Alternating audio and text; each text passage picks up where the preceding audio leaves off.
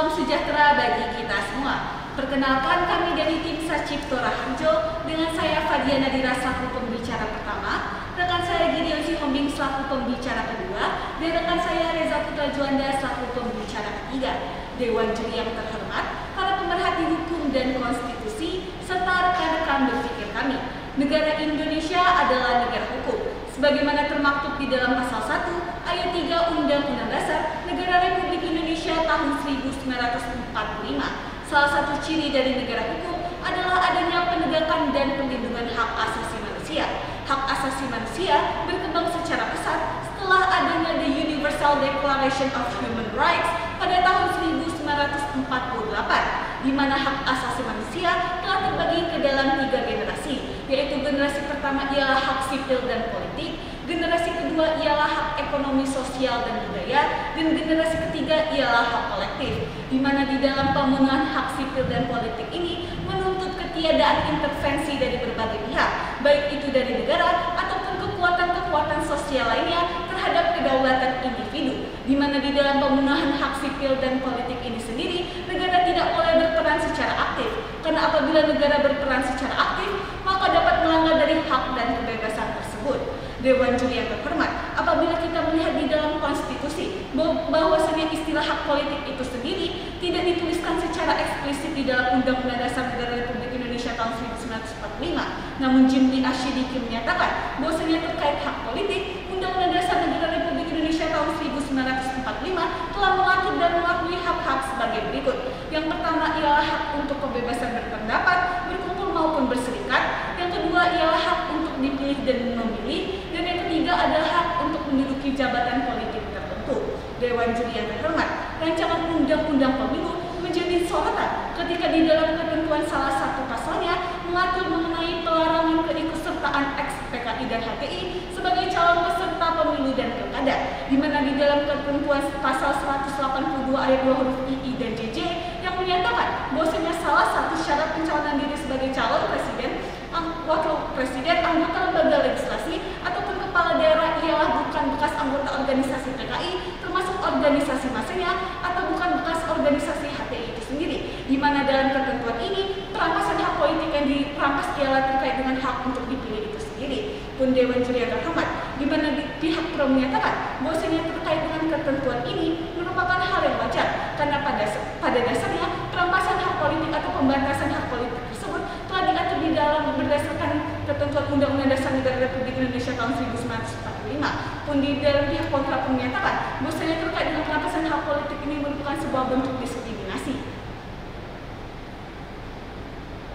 Dewan juri yang terhormat, perkenalkan saya Gideon Sihombing bertindak dalam mosi kali ini sebagai tim pro atau yang menyetujui dengan adanya perampasan hak politik dari ex-HTI dan PKI melalui rancangan undang-undang pemilu. Dewan juri yang terhormat, bahwasannya setiap warga negara Indonesia berhak memperoleh kesempatan yang sama untuk mencalonkan diri atau dicalonkan sebagai pemimpin atau pejabat negara. Namun untuk memperoleh hak tersebut perlu adanya persyaratan yang harus dipenuhi sebagaimana ditentukan dalam undang-undang. Dewan juri yang terhormat, berdasarkan rancangan undang-undang pemilu pasal 182 ayat 2 huruf I dan JJ mensyaratkan bahwa calon presiden, wakil presiden, anggota legislatif dan kepala daerah bukan merupakan anggota organisasi PKI ataupun organisasi masanya atau bukan orang yang terlibat langsung dalam gerakan 30 September dan bukan merupakan bekas anggota Hizbut Tahrir Indonesia. Dewan juri yang terhormat, berdasarkan realitas politik, maka perlu adanya pembatasan serta pengaturan terhadap ketentuan atau persyaratan dari pencalonan tersebut. Secara yuridis, pembatasan tersebut dapat dilihat dari ketentuan pasal 28J ayat 2 Undang-Undang Dasar Negara Republik Indonesia tahun 1945 yang menyatakan bahwasannya dalam menjalankan hak dan kebebasannya, setiap orang harus tunduk terhadap pembatasan-pembatasan yang ditentukan oleh undang-undang dan semata-mata untuk menjaga serta penghormatan terhadap kebebasan dan hak orang lain, dan juga sebagai pertimbangan moral terkait nilai-nilai agama, keamanan dan ketertiban umum dalam suatu masyarakat yang demokratis. Berdasarkan prinsip Syariat pusat, pembatasan atau penderogasian terhadap hak tersebut dapat dilakukan apabila memenuhi ketentuan bahwa suatu hak tersebut dapat membahayakan kepentingan umum. Bahwasannya untuk melihat bahwa kondisi tersebut dapat dilakukan dengan memenuhi unsur-unsur sebagai berikut. Yang pertama, diatur berdasarkan hukum. Yang kedua, diperlukan dalam suatu masyarakat yang demokratis.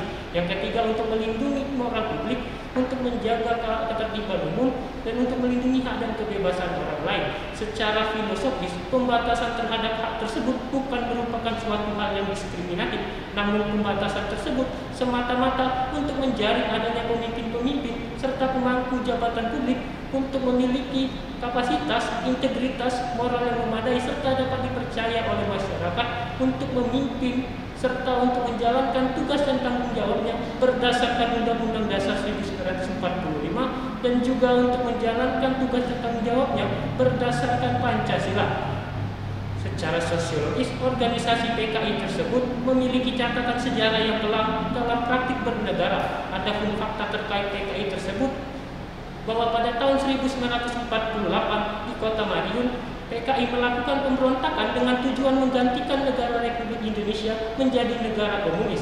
Dan pada tahun 1965, Partai Komunis Indonesia melakukan gerakan 30 September atau yang dikenal dengan G30 SPKI dengan tujuan menggantikan pemerintahan Presiden Soeharto dan juga melakukan penggantian terhadap negara kesatuan Republik Indonesia menjadi negara komunis dan juga melakukan penculikan serta pembantaian. Atas dasar tersebutlah organisasi PKI dinyatakan terlarang dan dibubarkan oleh pemerintah melalui ketetapan MPRS nomor 25 tahun 1966.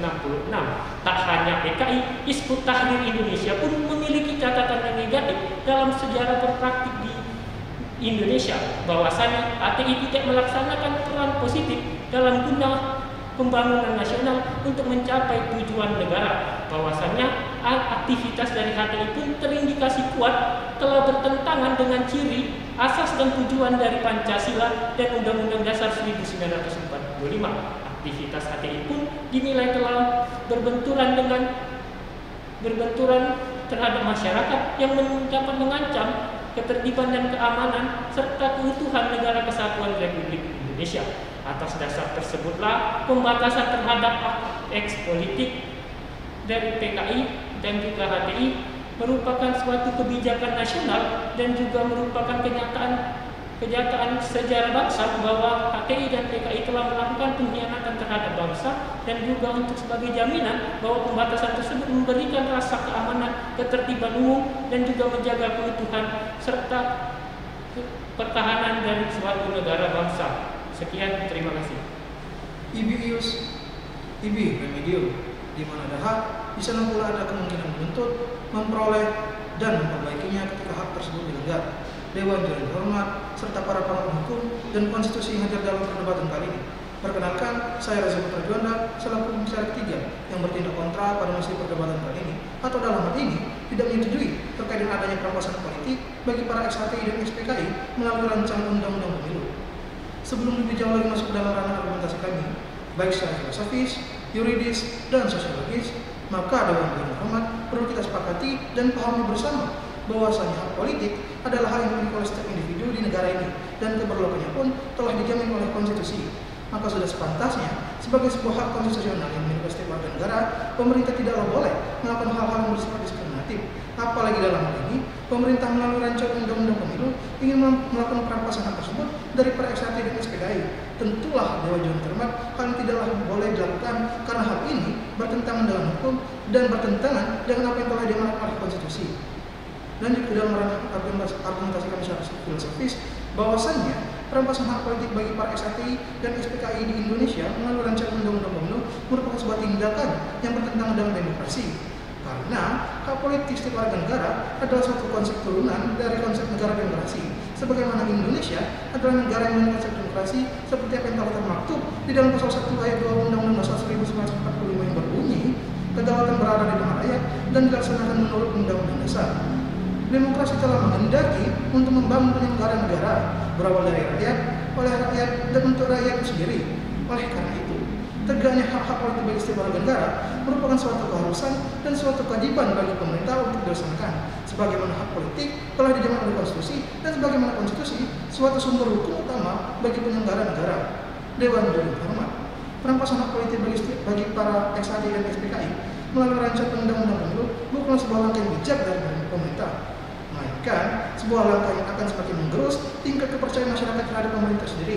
Karena dalam hal ini, salah satu dari organisasi tersebut terus berdiri oposisi terhadap penyelenggara pemerintah, maka dari itu tak lain masyarakat akan menganggap bahwasannya hal ini adalah salah satu cara pemerintah untuk membungkam lawan politiknya. Apabila ini terjadi, maka akan terjadilah ketidakstabilan dalam status ekonomi, politik maupun sosial di negara ini, yang mana akan menimbulkan perpecahan, ketidaktentraman, pun dalamnya akan menimbulkan keributan dalam bernegara. Dewan Jurnal Hormat. Adapun landasan kami secara sosiologis, bahwasanya dalam pelaksanaan hukum di Indonesia perlu kita ketahui bersama, negara dalam melakukan perampasan politik pada setiap individu adalah harus melalui putusan hakim yang inkrah di pengadilan, di mana apabila kita bandingkan terkait dengan adanya perampasan politik bagi terpidana korupsi harus selalu melalui putusan pengadilan, pun di dalamnya juga telah dilakukan pembatasan waktu tertentu.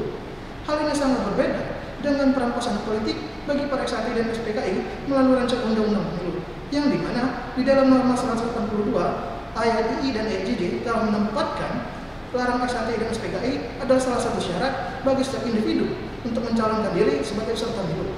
Dewan Jurnal Hormat, perlu kita ketahui bersama bahwasanya hal yang adalah tindakan diskriminatif karena mereka akan kehilangan hak pilih mereka seumur hidup tanpa ada jangka waktu tertentu. Dewan Jurnal Hormat, tentulah apabila kita bandingkan dan apabila ini adalah satu konsekuensi dari tindakan yang melawan hukum dari dua organisasi tersebut di masa lampau, perlu ada pembatasan di mana hal ini harus dilakukan karena agar pemerintah tidak melakukan perampasan politik secara general bagi para XATI dan SPKI, sebagaimana peraturan perundang-undangan telah mengaturnya itu sendiri. Dewan Jurnal Hormat.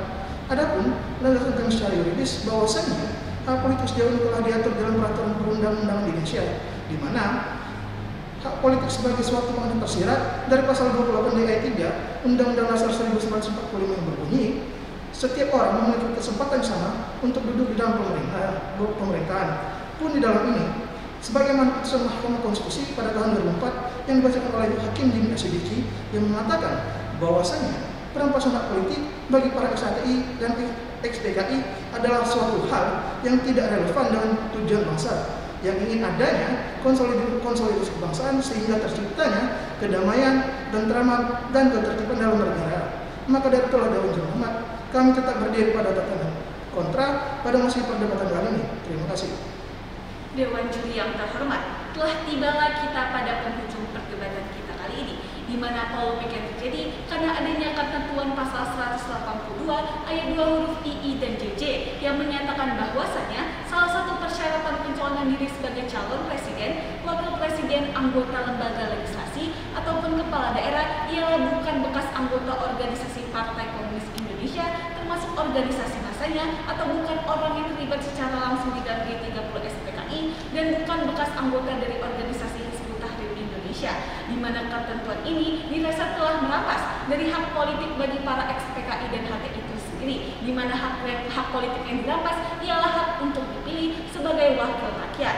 Dewan Juri yang terhormat, pihak pro menyatakan bahwasanya terkait dengan perampasan hak politik itu sendiri bukan merupakan hal yang baru di dalam kontestasi penyelenggaraan pemilu, di mana di dalam undang-undang pemilu pun maupun undang-undang sebelumnya telah mengatur terkait dengan persyaratan mengenai calon peserta pemilu dan pilkada.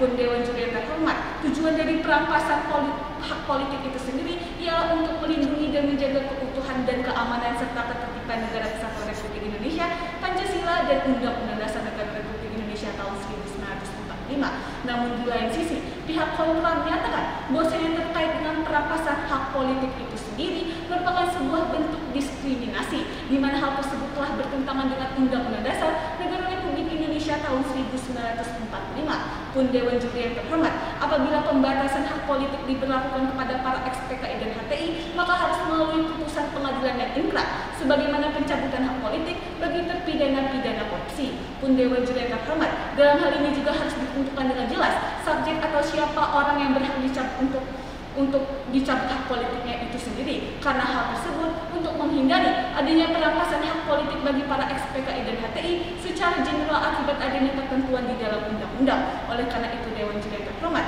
terkait dengan mosi perdebatan kita kali ini, maka perlu dilihat dalam perspektif dari teori negara hukum ataupun dari Pancasila dan Undang-Undang Dasar Negara Republik Indonesia tahun 1945. Sekian